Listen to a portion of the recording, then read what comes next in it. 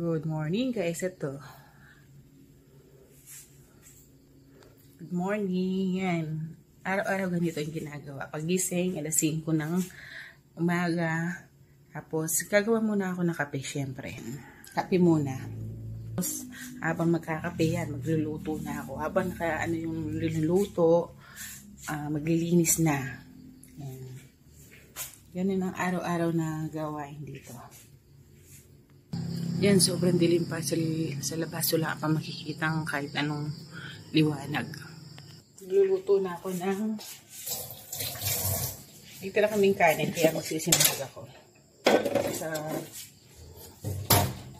Kaya na almusal ako kasi nag-almusal ako late na. Hindi ako makain na maaga.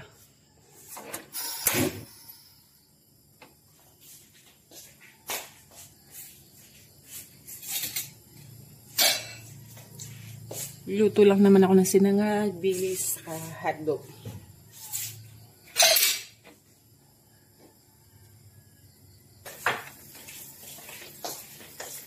Siyempre nagkakape habang nagluluto.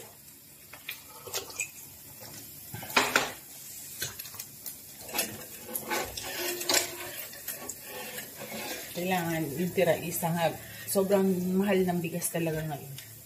Kasi na pinapakain dahil na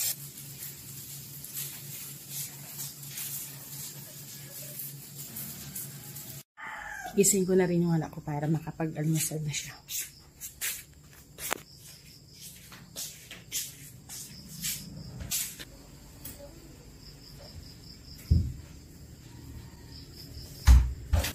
Yan, mag-almusal na siya. Ano lang linuto ko yan. Pag kumakain siya, maglilinis naman ako dito sa terrace namin.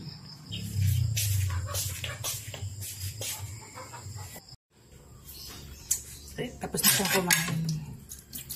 Kaya habang kumakain siya, maghuhugas na ako ng plato. Para pagdating ko, tapos yung hinugasan. Kasi pagbalik ko, luluto na naman ako ng babaunin niya.